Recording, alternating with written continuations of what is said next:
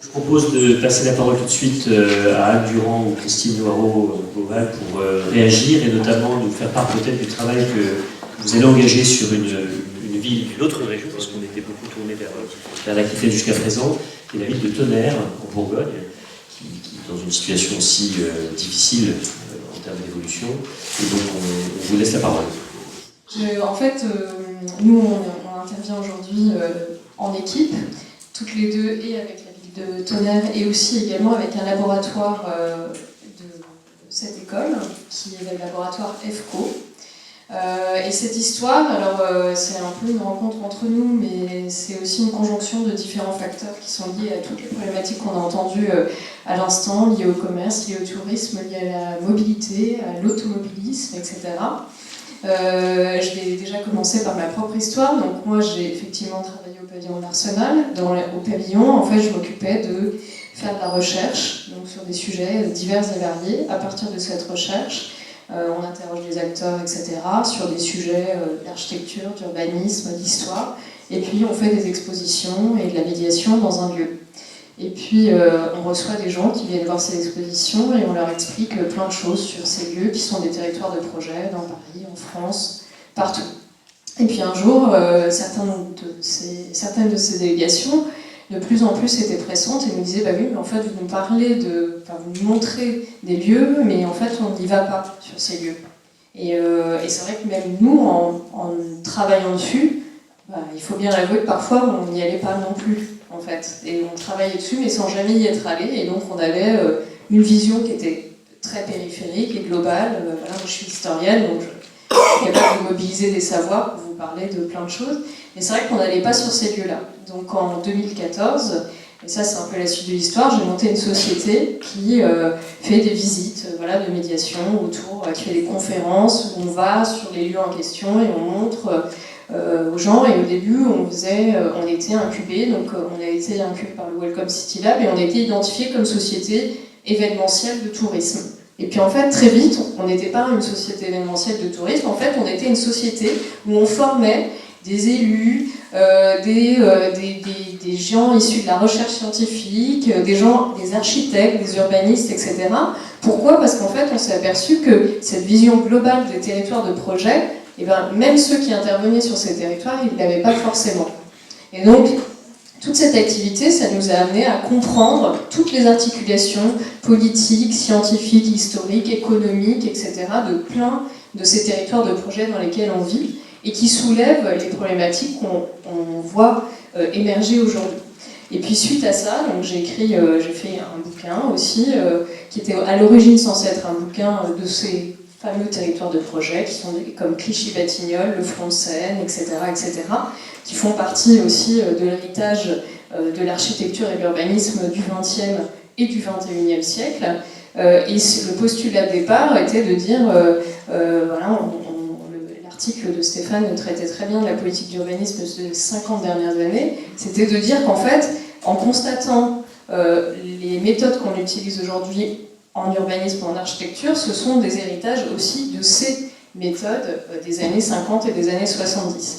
Et mon postulat, c'était de dire la dalle et la typologie de la dalle et de la tour sont des typologies qui sont dévoyées et décriées. C'est un vocabulaire qu'on n'utilise pas trop, qu'à un moment donné, on a beaucoup condamné. Et moi, en tant qu'historienne, mon objectif, c'est plutôt de dire, en fait, à Clichy-Batignolles, on fait une dalle, donc on fait des bâtiments en hauteur, etc., etc. Et de tout ça, comment est-ce qu'on en est arrivé à travailler ensemble ? Tout simplement parce que ma thèse de départ, qui était de dire j'essaie de comprendre pourquoi on n'utilise pas le vocabulaire, mais pourtant on utilise les mêmes méthodes, elle m'a aussi amené à comprendre deux choses, c'est que ces quartiers, ils subissent en fait les mêmes problématiques que celles qu'on peut retrouver dans des petites villes, et que du coup elles sont liées à des forces qui sont bien plus grandes que juste qu'on peut constater en fait sur une typologie.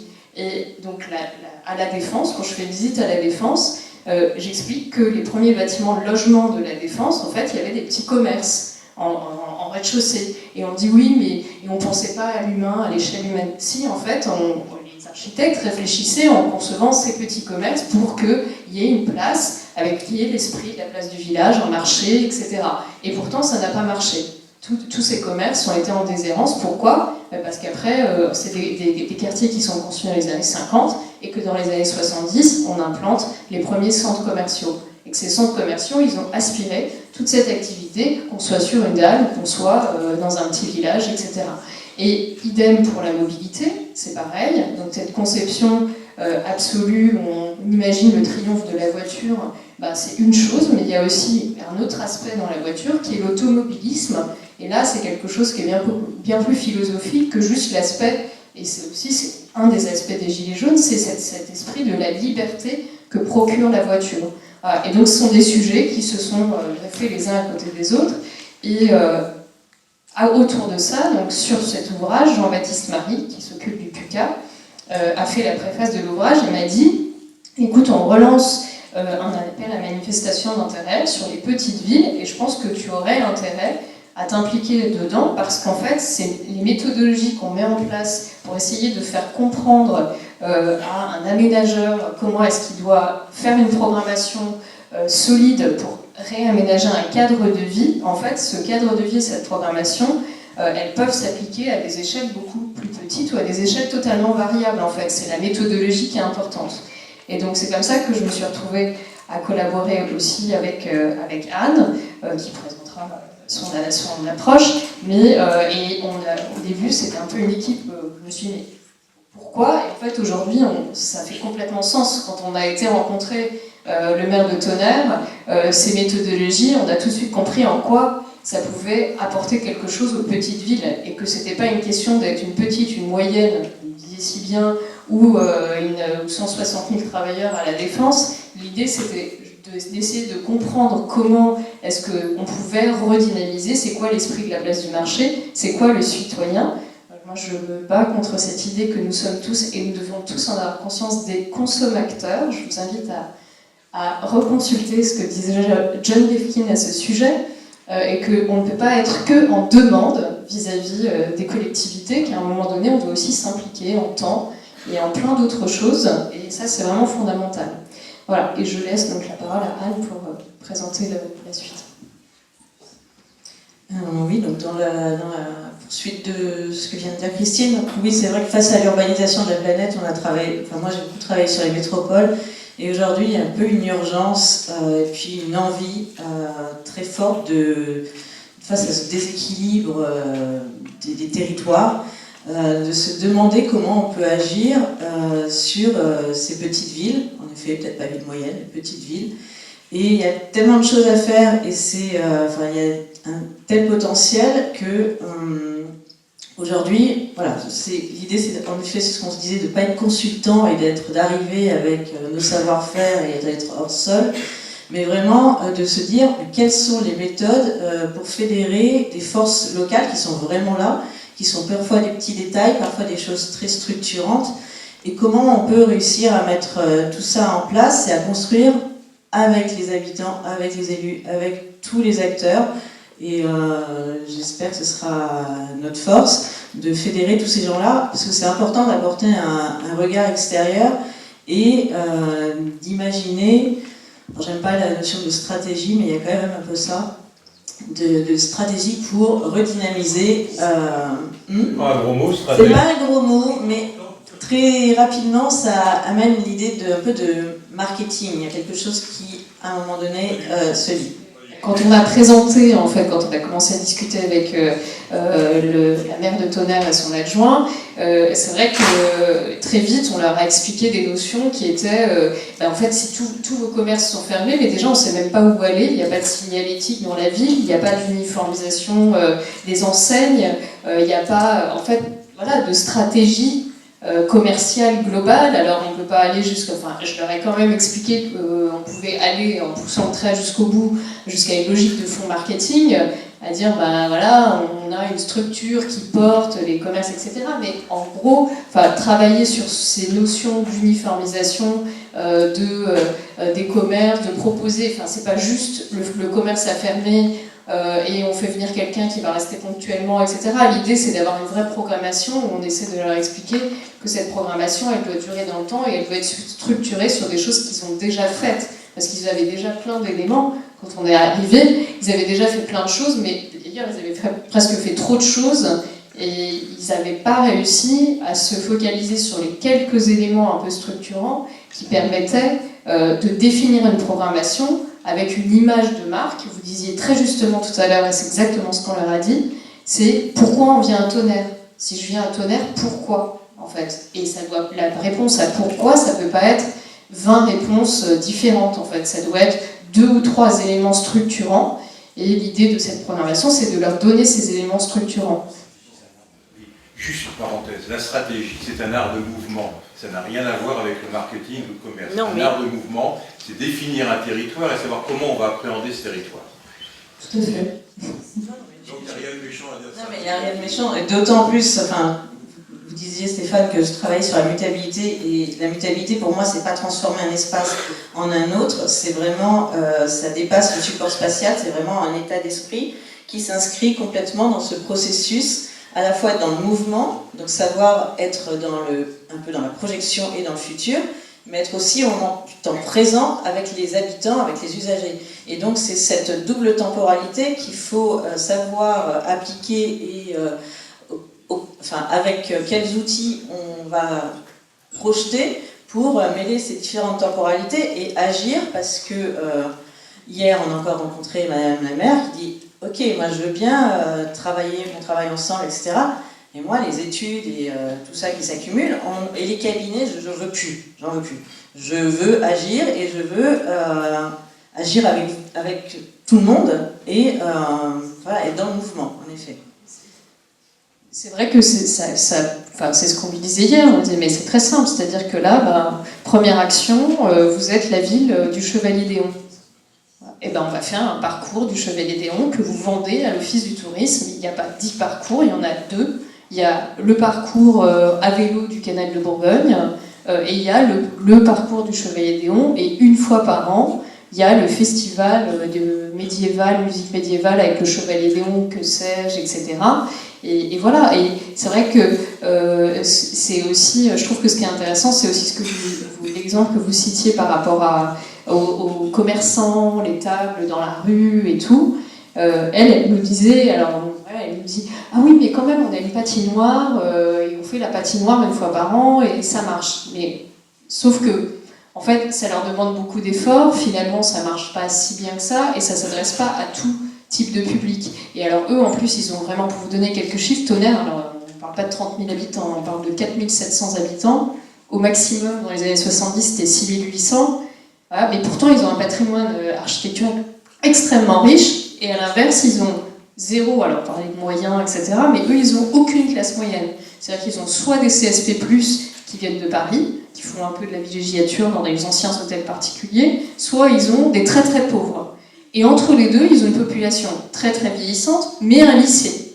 Donc ils ont des espèces de paradoxes extrêmement forts, et du coup, c'est vrai qu'ils ont du mal à positionner une offre, et autour de ça, il faut quand même aussi une offre touristique attractive, qui peut générer du tourisme. Vous parliez d'hôtel, c'est pareil, il y a un Russe qui s'est installé, voilà, qui a fait ses chambres d'hôtes. Mais pour l'instant, c'est des petites initiatives qui sont assez isolées, et ils ont besoin d'avoir une programmation touristique solide, avec une image de marque, où on sait pourquoi on y va, qu'est-ce qu'on y fait, mais voilà, pas que touristique, parce que, mais bon, ça commence par là. Justement, pas que touristique. Pas que touristique, non, parce qu'il y a plein d'initiatives citoyennes qui émergent. Alors c'est quoi? Il y a une multitude, il y a une librairie qui ouvre, il y a un viticulteur qui est hyper engagé, qui s'est mis dans le vin nature et qui cherche à le développer. Aujourd'hui, Tonnerre, c'est lié à Chablis, la gare va s'appeler Tonnerre-Chablis. Donc c'est-à-dire qu'il y a quelque chose qui se développe aussi à l'échelle régionale, et ça c'est très important en question de la gouvernance, c'est de se dire la ville, il faut qu'elle sache faire avec ses habitants, mais aussi avec l'intercommunalité, pour construire quelque chose qui est... vous connaissez peut-être Alberto Magnani ou des Américains qui parlent de biorégion, mais qui est ce concept d'être plus large que cette échelle de la petite ville, qui ne fait pas concurrence à la métropole, mais en tous les cas qui est de s'inventer un archipel de petites communes qui peuvent travailler ensemble. Donc ça dépasse le tourisme, mais en même temps c'est le tourisme, et c'est aussi la vie locale. Donc c'est vraiment recréer cet écosystème, et c'est très compliqué parce que, encore une fois, il faut travailler sur les différentes temporalités, travailler avec des acteurs qui soient Auchan, qui soient le petit libraire, qui soient l'artiste. Et donc là, il y a plein de... Voilà, on va créer plein d'ateliers, des tables rondes, des résidences, et enfin, il y a énormément de choses à inventer, et c'est plutôt passionnant parce que voilà, l'idée du PUCA, c'est de mettre en réseau toutes ces villes, parce que chaque équipe, il va y avoir plusieurs équipes d'architectes, urbanistes et labos de recherche qui vont travailler chacune avec une ville, et au bout d'un an, on va partager tous ces diagnostics et tous ces outils pour voir si, en effet, c'est généralisable ou pas. Pour l'instant, on peut être sceptique, mais c'est intéressant de voir quand même comment il y a des choses qui peuvent être généralisées à l'échelle de la France. Merci beaucoup. Je propose peut-être de donner la parole à Daniel Béard pour que le géographe prenne un peu de distance par rapport aux trois expériences qu'on a vues, Cognac et Tonnerre, et voir quels sont en fait les mouvements sous-jacents à l'œuvre dans ces grandes dynamiques territoriales et qu'est-ce que nous apprend la géographie. Je ne sais pas si c'est ce que nous apprend la géographie, parce qu'il y a autant de points de vue de géographe que de géographe. S'il fallait écouter Christophe Guilluy, que vous avez cité, je ne serais pas là, en tout cas, et pas vous dire ce que je vais vous dire maintenant. Ce qui me frappe, c'est qu'il y a quand même un décalage entre l'introduction et ce qui a été dit sur les trois villes. C'est-à-dire que, où est la crise, quoi. Où est la crise des villes moyennes? Je n'ai pas compris. D'où ma question sur Christophe Guilluy. C'est-à-dire que je suis un peu... Alors, du coup, voilà, je suis plutôt en phase avec ce que j'ai entendu, et en radical désaccord, excusez-moi Stéphane, mais avec l'introduction. C'est-à-dire que, une lecture de la France aujourd'hui qui serait une lecture qui oppose les métropoles et la France périphérique, je vais y venir, mais je ne la vois pas, cette opposition. Et deux, une représentation, un diagnostic, je dirais, qui considérerait les villes moyennes comme une catégorie en soi et une catégorie globalement à problème, c'est pas non plus le diagnostic qu'on peut porter sur ces villes moyennes. Et donc du coup, c'est peut-être autour de ça que je vais développer deux, trois idées. La première idée, c'est que je crois que ce qui justifie quand même cette introduction, de base quand même, c'est que je crois que les villes moyennes sont à la conjonction de trois crises, mais de trois crises qui ne sont pas que les leurs, qui sont des crises territoriales assez générales. La première crise, c'est une crise territoriale au sens géographique du terme. C'est la crise de la France du Nord-Est, qui descend un petit peu jusqu'à Tonnerre, qui n'est pas l'ancienne diagonale aride, la diagonale du vide. Ça, c'est complètement faux, parce que, j'ai pas de carte là pour un géographe, j'ai honte, mais la diagonale, si vous regardez, non pas les territoires qui gagnent ou qui perdent de la population, mais les territoires qui... Là, les villes où il y a des gens qui arrivent, même si le sol est globalement encore déficitaire, vous vous rendez compte qu'en fait, c'est vraiment la France du Nord et de l'Est, à partir, justement, après Nevers et Moulins, tout le sud de la diagonale aride, en fait, par exemple, les villes autour, les petites villes de la Creuse, du Massif central, du Puy-de-Dôme, etc., sont des villes qui sont en train de renverser la vapeur. Simplement, il y a un décalage entre le vieillissement, donc, excusez-moi, le solde naturel et le solde migratoire, pour le dire comme ça. Donc, voilà, il y a une première crise qui est la crise de la France de l'Est et du Nord, où là, on a massivement tous les territoires qui sont des territoires perdants, et pas les villes moyennes. Oui, il y a Sedan, oui, il y a Bar-le-Duc, mais il y a aussi quelque part Lille et Strasbourg. Là, c'est un petit désaccord, je veux dire, la construction des catégories fait que quand on prend la catégorie comme un bloc, on va dire, les métropoles gagnent de l'emploi. C'est faux, parce que comme on a construit la catégorie et qu'en moyenne, les métropoles gagnent plus d'emplois que les autres villes, on va dire, toutes les métropoles, c'est ça ce qu'on imagine, ce qui est parfaitement faux. C'est-à-dire que dans les métropoles, il y en a qui gagnent plus de 5% d'emplois par an, etc. Et d'autres qui sont dans une dynamique de l'emploi négative. Rouen, Nice, Strasbourg, Lille, pour en citer au moins 4. Donc du coup, dire que c'est les métropoles qui concentrent, excusez-moi, la création d'emplois. 82%. Mais en valeur absolue. Ah, oui, enfin, je veux dire, enfin, en valeur relative. Mais après, les petites villes, etc., bien des petites villes en gagnent. Donc la France du Nord-Est, qu'on parle de rural, de petites villes, de villes moyennes, de grandes villes, de métropoles, France du Nord-Est, je vais jusqu'à Rouen, en effet, perdent de la population et de l'activité. Et à l'inverse, voilà, dans les petites villes, je ne sais pas, vous aviez évoqué tout à l'heure, je ne sais pas pourquoi, Figeac, par exemple, hein, vous savez, qui est en surchauffe. En surchauffe. Donc, du coup, dire que toutes les villes moyennes sont dans une situation... Non, il y a une première crise qui est une crise géographique de la France du Nord-Est, et qui pose des questions qui sont des questions... Alors, ça fait un peu ringard de parler comme ça, mais des questions d'aménagement du territoire. C'est-à-dire, qu'est-ce qu'on fait? Qu'est-ce qu'on peut faire dans les années 2010-2020? Comme on l'a fait quand on avait l'inverse entre la France de l'Est et la France de l'Ouest, c'est-à-dire quand on a su faire le plan d'équipement de la Bretagne, etc. Donc là, c'est plus des questions d'autoroute, c'est plus des questions de déconcentration industrielle, mais il y a sans doute des enjeux d'investissement nationaux de l'État sur la France du Nord-Est. Et aujourd'hui, on ne sait pas le dire. La France du Nord-Est, et je nuance un peu, et le tour du bassin parisien. Parce que là, pour le coup, il y a un effet de halo de Paris, du Grand Paris sur les villes petites et moyennes de Lyon, voilà, hein, qui est assez particulier. Bon. Ça, c'est le phénomène géographique, c'est une crise, vous voyez, qui n'est pas la crise, qui n'est pas le propre de la crise des villes moyennes en tant que telles. La deuxième crise, c'est une crise urbaine des villes-centres par rapport aux aires urbaines. Ça, je pense que dans un certain nombre, je n'ai pas regardé précisément Périgueux et Cognac, j'avoue, mais on va trouver ça. Alors, on ne va pas trouver ça dans toutes les villes moyennes. On va trouver ça dans un certain nombre de villes moyennes. Quand on dit ville moyenne, c'est de quoi on parle, quoi, périmétralement parlant. Est-ce qu'on parle de l'aire urbaine ou de la ville-centre? Et là, on voit très bien qu'il y a toute une série de villes, encore une fois, pas toutes, où la ville-centre perd et l'aire urbaine gagne.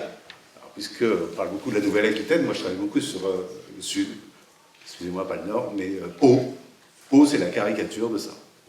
Malgré tous les efforts de François Bayrou, la ville-centre de Pau perd de la population, mais l'aire urbaine est extrêmement dynamique. Donc du coup, c'est quoi la crise? C'est quoi la crise? Bon, et puis, troisième question, c'est la crise, troisième enjeu, c'est la crise commerciale, c'est la crise du commerce. Et là encore, arrêtons de dire que c'est la crise des villes moyennes.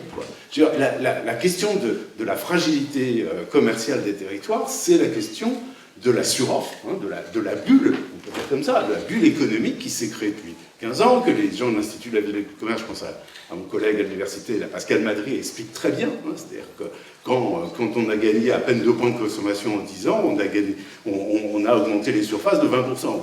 Ben voilà, c'est tout. Et donc ça, c'est pas un phénomène, on le voit davantage dans les villes moyennes, mais allez ici en Ile-de-France, allez dans le nord de Paris, par exemple, hein, tout le secteur autour de Roissy, etc., la suroffre, vous la voyez, les centres commerciaux vides, regardez-les. Regardez à la porte d'Aubervilliers, merci, voilà. Bon, je veux dire, la fragilité commerciale, c'est un phénomène généralisé qui se voit davantage dans la ville moyenne, mais qui n'est pas propre aux villes moyennes. Et puis, il y a du coup, quand je fais la conjonction de ces 3 crises, je n'ai même pas décrit exhaustivement l'ensemble des villes moyennes. Je pense à une ville moyenne que j'accompagne beaucoup, qui est Bayonne. Bah, aucun de ces 3 phénomènes.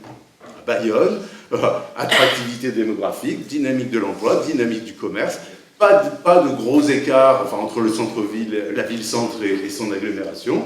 Alors c'est une ville touristique, hein, c'est ce qui explique en partie. Bon, peu importe les explications, mais voilà, si on fait le constat, la première chose, le diagnostic, je veux dire, crise des villes moyennes, ne connaît pas. Connaît pas parce que il y a, pour moi, voilà, des crises territoriales à géométrie variable, et il se trouve qu'elles se conjuguent dans un certain nombre de villes moyennes. Et du coup, alors, moi je m'interroge très vivement sur, je dirais, le programme alors, qui s'appelle heureusement pas Ville Moyenne, hein, s'ils ont fait attention, le programme du CGT qui s'appelle Action Cœur de Ville, etc., mais qui est en fait un programme Ville Moyenne, et avec cette espèce de démultiplication des catégories d'intervention hein, publiques. On a vu, là c'était il y a 15 jours, hein, le Premier ministre, alors il y avait le programme Action Cœur de Ville pour les villes moyennes, donc maintenant on a fait un programme Petite Ville, et le lendemain il a fait un programme Ruralité. Extraordinaire, quoi. Je veux dire, on est en train de découper en tranches comme ça toutes les questions, tous les objets territoriaux et tous les modes de réponse. Or, moi je pense que les villes moyennes en tant que telles, en tant que situation territoriale, ça n'existe pas. C'est-à-dire que les villes moyennes sont fonction justement des territoires dans lesquels elles s'inscrivent, fondamentalement. Et c'est ça peut-être qui fait la différence avec les métropoles. Encore que, parce que ce que je disais sur Rouen et Strasbourg, etc., mais que beaucoup de métropoles suivent moins la dynamique de leur territoire. Les villes moyennes suivent la dynamique de leur territoire. Et donc, du coup, il n'y a pas une catégorie ville moyenne, il y a des situations territoriales. Pour ne pas parler de la Nouvelle-Aquitaine, regardez l'Occitanie. Quoi de commun entre les villes moyennes en chapelet autour de Toulouse, hein, l'étoile toulousaine, Montauban, Albi, Agen, etc. Et pourquoi je dis Agen, Montauban, Albi, Castres, Mazamet, enfin bon, toutes ces villes-là.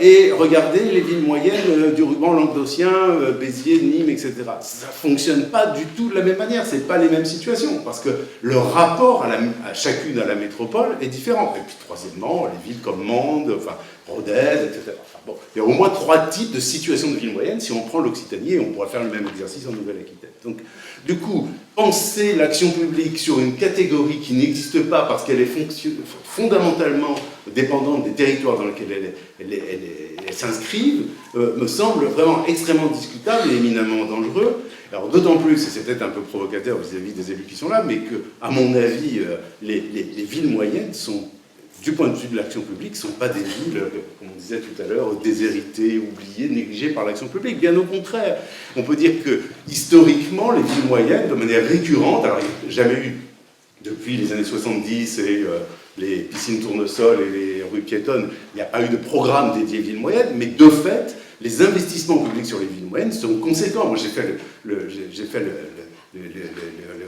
l'historique sur l'Occitanie et l'enseignement supérieur, par exemple. Quand on voit les investissements en antennes universitaires, etc., depuis ces 20 dernières années sur l'Occitanie, c'est fondamentalement les villes moyennes qui ont été bénéficiaires, beaucoup plus que Toulouse et Montpellier. C'est-à-dire qu'on est dans, et pour des raisons qui sont liées, c'est pour ça que je disais, excusez-moi de le dire comme ça, mais au système politique français. Voilà. Hein, c'est-à-dire que les villes moyennes sont des villes où on a très souvent des élus qui étaient en même temps députés, qui plaidaient, voilà, hein, vis-à-vis des ministères, etc. Bon, voilà, on connaît le système, donc c'est un système qui est plutôt dans l'égalité de traitement que dans une espèce de discrimination en faveur des métropoles. Donc, tout ça pour dire que il me semble que, 1, ça n'existe pas, que 2, c'est extrêmement dangereux de réifier la catégorie ville moyenne comme catégorie d'intervention, et que du coup, s'il y a une question des villes moyennes, moi je pense que c'est le fait qu'elles sont à l'épicentre, je pense, d'un changement généralisé de notre rapport au territoire. Et j'en viens à la question de la métropolisation. Je pense que moi je n'oppose pas métropole et ville moyenne, je disais tout à l'heure, et France périphérique, parce que je pense qu'on est pris dans un processus de métropolisation qui est un processus généralisé. Généralisé, si je le dis géographiquement, par exemple, bon, évidemment que la catégorie des 17 ou 19 métropoles statutaires qu'on a aujourd'hui, on le sait bien, déjà ça correspond à rien. Quoi, hein, pourquoi on a rajouté Toulon, Rouen, Brest, parce que c'est la périphéricité, enfin bon, on voit bien qu'on ne peut pas dire que la géographie institutionnelle correspond à une réalité des métropolitaines au sens des modes de vie, des locomotives économiques, si on raisonnait ruissellement, etc. Mais bien au-delà de ça, c'est-à-dire que si on considère que la métropolisation, c'est le fait qu'on est dans un processus où, je dirais, les territoires sont de plus en plus intégrés les uns aux autres, interdépendants, etc. Je disais tout à l'heure, vous prenez le sud-ouest de l'Aquitaine, de Dax, Mont-de-Marsan, en allant jusqu'à Tarbes, ce croissant-là le long de l'Atlantique et des Pyrénées, il n'y a pas une métropole, et en même temps c'est un espace totalement métropolisé, au sens où il y a un chapelet de villes moyennes avec du tissu rural, et quand vous questionnez les gens du rural en disant c'est quoi votre ville-centre, ils ne savent pas dire, ils sont dans ce chapelet-là. Si vous prenez même le Massif central depuis... je ne sais pas si Moulins, Vichy, Clermont-Ferrand, Brioude, Issoire, si vous suivez, le géographe, hein, là, si vous suivez ce chapelet-là, ce qu'il faut suivre, c'est l'autoroute A71 et A75. Voilà. Parce que c'est ça, hein, souvent. Si vous suivez ça, vous avez des villes qui fonctionnent les unes les autres ensemble. Saint-Flour, jusqu'à Saint-Flour, le président de l'association des petites villes, Pierre Jarlier, etc., le dit très bien. Hein. C'est comment tout ça fonctionne ensemble. Donc du coup, la métropolisation, c'est un processus généralisé. Et je pense que, et je reviens, et là je partage tout à fait le point de départ de l'introduction, c'est que je pense que les villes moyennes sont l'épicentre, je dirais, du basculement entre, pour dire comme on dit maintenant, l'ancien monde et le nouveau monde. Et l'ancien monde, c'est les villes chefs-lieux. C'est-à-dire que moi, je ne sais pas définir autrement les villes moyennes que comme une catégorie politique. Une catégorie politique, c'est-à-dire, c'est la même chose que ça va avec les départements, chef-lieu. Préfecture, sous-préfecture, histoire de France, la constituante, le maillage, vous savez, le carroyage de la France, ça va avec ça. C'est-à-dire que c'est les villes qui incarnent un modèle territorial, le modèle auquel on est extrêmement attaché en France, qui est le modèle justement de l'égalité des territoires et géographiquement des bassins de vie. Des bassins de vie, c'est la ville chef-lieu, c'est la ville, c'est l'histoire de la journée de cheval, quoi, qui reste ancrée, parce que tout le monde sait, même encore 2 siècles après, c'est encore par les arts, donc ça n'a plus aucune signification. Et donc, c'est le vieux monde qui disparaît, c'est celui-là, c'est le monde des bassins de vie. Et le monde qui apparaît aujourd'hui et qui fait la crise des villes moyennes, enfin, le fait que les villes moyennes soient à l'épicentre de la crise territoriale, à mon avis, d'où la question des gilets jaunes, je vais y venir, c'est qu'en fait, on est en train de passer à un autre rapport au territoire, qui est un rapport plutôt de zapping territorial, et donc du coup, ce qui pose la question de la centralité des villes moyennes, qui est un rapport, on passe du bassin à l'archipel, pour dire comme ça. On vit en archipel. Et même autour de vos villes moyennes, moi je demande à voir, quoi, j'en suis sûr, je sais pas, moi j'ai travaillé sur une ville comme Le Puy-en-Velay, par exemple, hein, et en plus l'ancien maire, vous imaginez le discours, etc. Bon, eh bien, le Puy-en-Velay, c'est une ville où, comment ça se passe? Les gens habitent à 10-20 km, hein, parce qu'ils n'habitent plus la ville-centre, etc. L'un des membres du ménage, en gros, habite et travaille sur place ou au bourg-centre. L'autre va plutôt travailler à Saint-Étienne. Hein, et ils vont faire leurs courses, enfin, ils vont mettre les gamins au lycée au Puy-en-Velay, et ils vont faire leurs courses à Ikea entre Lyon et Saint-Étienne. C'est ça la vie en archipel. Donc on est tous dans la vie en archipel aujourd'hui. Et les villes moyennes sont l'incarnation, je dirais, de ce basculement. C'est-à-dire que là où on les a fabriqués, identifiés, la représentation collective, c'est le chef-lieu où on va tous les samedis matins au marché, ou peut-être d'autres jours, mais bon voilà, où on va au marché, etc. Eh bien ça ne se passe plus comme ça, c'est-à-dire qu'elles sont un des éléments dans un clic territorial. Et je pense que, du coup, la question des gilets jaunes, enfin, et notamment le fait qu'on a vu pas mal de mouvements de gilets jaunes autour des villes moyennes, etc., c'est ça. C'est-à-dire que je pense que les villes moyennes ne sont pas des territoires perdants. Il y a des villes moyennes perdantes et des villes moyennes gagnantes, comme tous les autres territoires. Mais que, par contre, elles incarnent, je dirais, le fait qu'il y a des perdus dans ce nouveau modèle. Pour jouer sur les formules, c'est-à-dire que il y a des perdus parce que des gens qui ne retrouvent plus leurs repères, qui ont perdu leurs repères. Et dans les villes, autour des villes moyennes, on a particulièrement perdu ces repères, quoi.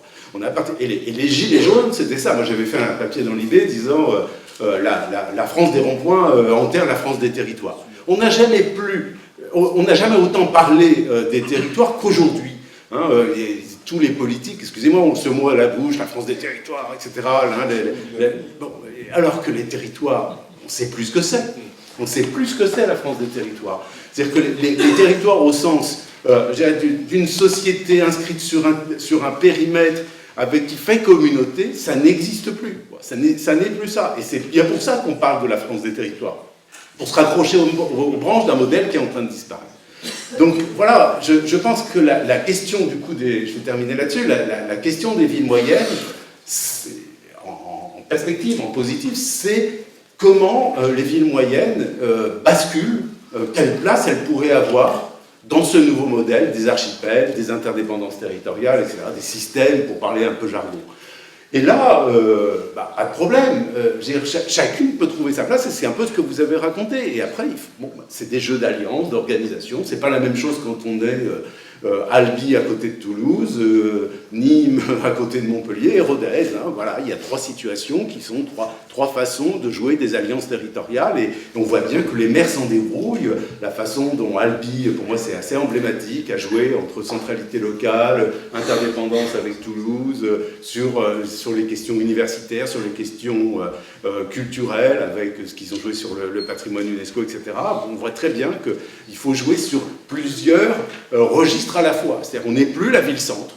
Mécaniquement, automatiquement, il faut reconstruire des nouvelles façons de penser sa centralité, etc. Il y a, juste pour terminer, un exemple qui me semble extrêmement significatif de ce changement de paradigme, qui s'est fait à bas bruit, c'est justement la question de l'enseignement supérieur et de la recherche. C'est fascinant, parce que vous en avez parlé tout à l'heure, mais vous avez parfaitement raison, c'est-à-dire dans un premier temps, quand dans les années 90-2000, il y a eu le plan Université 2000, puis après le plan U3M, etc., on a généralisé des antennes universitaires, des IUT dans les villes moyennes, autour d'une question qui était l'accès à la promotion sociale, le fait que des petites unités de proximité allaient permettre une meilleure promotion, enfin ce que vous avez dit tout à l'heure. Et ça s'est joué. Sauf que ça s'est joué très peu de temps, parce qu'on est passé de l'ancien monde au nouveau monde, et qu'est-ce qui s'est passé? C'est que moi j'avais animé un groupe de travail de ville moyenne avec juste à la fin de la DATAR là-dessus, je pense à Brieuc-la-Gaillarde par exemple. À Brieuc-la-Gaillarde, comme ailleurs, les étudiants, les jeunes de Brieuc-la-Gaillarde, ils ont envie de faire leurs études ailleurs qu'à Brieuc-la-Gaillarde, et ils vont à Lyon, à Toulouse, à Montréal, hein, comme les enfants des Parisiens d'une certaine manière. Et que du coup, il a fallu très vite que les élus et les décideurs universitaires des villes moyennes changent leur perspective, et que la question c'était autant attirer des jeunes de l'extérieur, jouer des cartes de spécialisation, donc pas simplement des premiers cycles, mais aussi des masters et des spécialisations, mais aussi de la recherche, pour avoir une capacité à faire venir de l'extérieur autant qu'à capter, je dirais, ce qui était le bassin de recrutement historique. Voilà, je crois que c'est ça le défi des villes moyennes, c'est passer d'une représentation du monde territorial à une autre représentation.